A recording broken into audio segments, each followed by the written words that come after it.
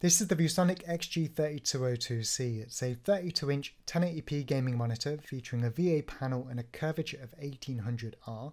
This means if you were to place several edge to edge to create a circle, then its radius would come in at 1.8 meters, thus making it one of the more tighter offerings available. But with that said though, at 32 inches it's also one of the largest 1080p monitors on the market, so although its size makes for a display that's suitably curved, it therefore has a relatively low pixel density that is definitely not ultra sharp, especially when compared to other similar high refresh rate 1080p displays. It does however mean you'll get a sharper full HD image when compared with upscaling video content to other alternative 2 and 4K displays depending on the scaling method they utilize, i.e. full HD Twitch streams, Netflix, PlayStation 4 games and Blu-ray movies will look great on this display. Now, considering VA panels promise deeper blacks and a lack of traditional IPS glow, it does this at the cost of pixel response times compared to other TN and IPS panels, and a lot of the gaming VA monitors do have blur reduction technologies that obviously increase input lag by X amount.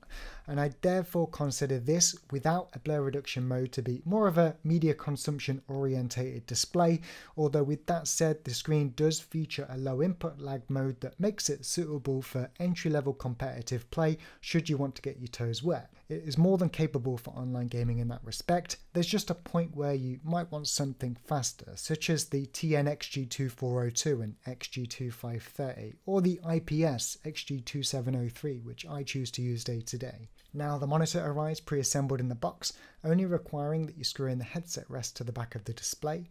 The bezels are relatively small and the screen does look sleek and professional to my eyes, just make sure you have the desk space for it.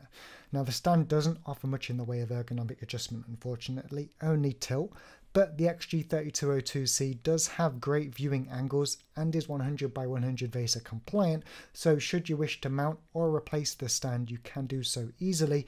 And in the box you also get a DisplayPort cable, 2 kettle leads and a 3.5mm audio pass-through cable. Now, in terms of inputs underneath the display, you get your AC power in, a dual-link DVI port, a HDMI port, a DisplayPort 1.2, a VGA port, can you believe it, a headphone jack and an audio pass-through in, and there's also a powered USB jack on the side of the monitor that you can be used for charging a phone or for something like Google Chromecast, because again I do believe this is more of a do-it-all display. Now, finally, on the back of the display you can find a 4-way joystick that's used to operate the OSD and when pushed in, power down and turn on the display. But with all that said, let's go and have a look at the on-screen display and the settings available to us as gamers, and then come back afterwards with a thought on actually gaming on the monitor and who it's geared toward. So, taking a quick look at the on-screen display from a gamer perspective, the joystick gives you access to the quick menu where you've got game mode, contrast and brightness, input select, menu and exit. Game mode are effectively your presets, where we've got 3 that are customizable and can be renamed. The rest are default and cannot be changed, but are predetermined by Viewsonic, and off is basically like running standard, which can be changed but is basically identical to the custom ones. Now, the only downside with this is that if I use the hotkeys or select something manually, I then have to scroll all the way to the bottom to escape a minor niggle, or alternatively set the OSD timeout time to be slightly shorter.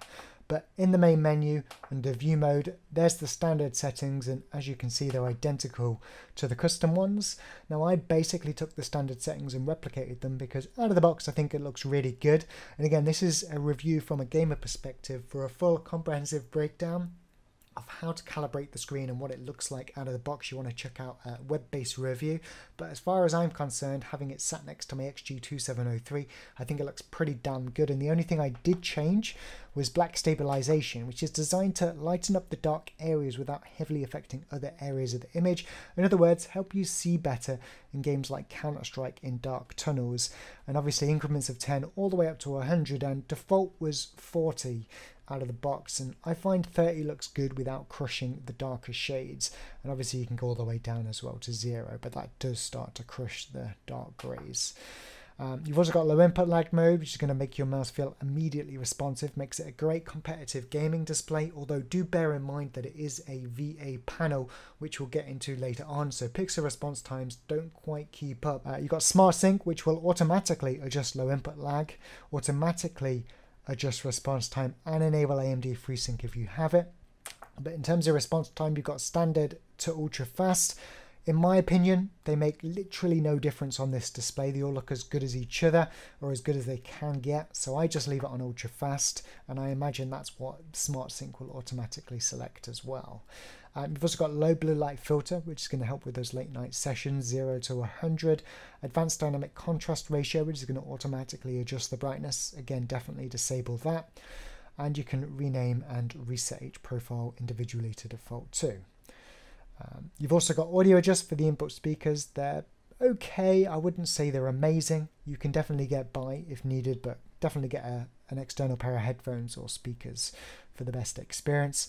Input select, color adjust, where you've got contrast and brightness, color temperature, including full RGB in increments of 0 to 100. You've got color space, color range, if you're using consoles and things, and gamma control. And setup menu, where you can enable AMD FreeSync. Now, I'm using an NVIDIA GPU, but I am a big fan of NVIDIA's G-Sync technology, and assuming AMD FreeSync is as good as that, and it syncs the refresh rate to your FPS, meaning no tearing, then it's a great option to have, particularly if you can lock your FPS below your maximum refresh rate, and it's something I definitely would choose to use if I had an AMD supported card. But overall, extremely happy with implementation of the OSD here from Viewsonic.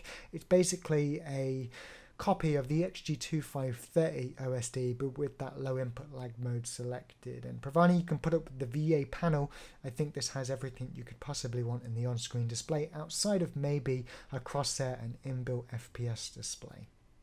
So gaming on the XG3202-C, I definitely say it was enjoyable to start, but for me personally, only up until a point. I was incredibly impressed playing games such as Battlegrounds, Rocket League, and single-player experience such as Battlefield 1, especially on a 32-inch large format curved display. It was incredibly immersive. But as you know, I'm all about the fast-paced arena FPS style of shooter, and despite the input lag being low enough for me to feel comfortable in aiming at opponents, there was only so much speed or pacing that my eyes could take before I was left missing the XG2703 that I've also reviewed on this channel. To put it simply, there are two parts to a monitor that will influence our ability to hit things with a mouse and keyboard, and that's beyond human dexterity, of course. Firstly, a monitor's pixel response time, which is the element that you see and often referred to as grey-to-grey transitions or ghosting. And then secondly, and perhaps most importantly, a monitor's signal delay, which is the element that you feel. A monitor's signal delay is far more important for gaming in my opinion, because it refers to the time it takes for your monitor to process the image before outputting it to the display. This time is simply then added onto the end of your reaction time multiple times. So in other words, you'd be at a constant battle, not with the game or yourself, but the monitor at that. Now in theory, if you were able to track opponents with your crosshair at 100% accuracy, then there'd be little to no ghosting beyond changes in model animations, but nobody's that fast, right? So although this monitor does feature a low input lag mode, which is brilliant, this is where pixel response times come in and where the VA panel suffers. Ghosting is significantly higher than both the TN and IPS Viewsonic displays that I've tried, and it's not a screen I'd personally recommend if you're planning to enter tournaments. The more you move your mouse to counteract misses in game, the more ghosting you'll get and less of the surroundings you'll see. But is it really geared toward those people though? Because in all fairness, it's still better than the vast majority of televisions at similar prices, has incredibly low input lag, and a great option if you game with a pad too. To put it into perspective, most people will seek out VA panels for televisions, particularly at a below £500 price point, for their deeper black levels over things like IPS when OLED isn't attainable. It also runs at 144Hz, reducing ghosting over traditional 60Hz televisions when connected to compatible graphics cards. In that respect, the XG3202-C shines for multi-purpose uses. If you've also got a PlayStation 4 or an Xbox One, then enjoying the benefits of 1080p without upscaling and doing so on larger displays is a huge benefit, as is watching pretty much anything on Netflix or Amazon Prime Video. It's definitely something I'd consider as more of a media-centric display, particularly around the £300 price point. In all though, it's my first curved monitor, and whilst I couldn't see myself using it due to the panel type and lower resolution to my daily driver, If I was going for a 1080p display, my personal choice would be 24-inch, but then I already own a 42-inch low input lag television. If I didn't, maybe I'd go straight to this. It also has AMD FreeSync, so it's going to help retain value over time, and if you've got an AMD graphics card or a small media center PC, this could be a perfect fit. And I think it's a brilliant option for somebody looking to pick up maybe a monitor for their kids, or a multi-purpose display without breaking the bank on an extremely powerful PC to drive 2 or 4K, even as their daily display. Perhaps the XG3202-C is actually ideal for someone wanting to utilize in-home streaming maybe from something like Steam or Nvidia Shield TV.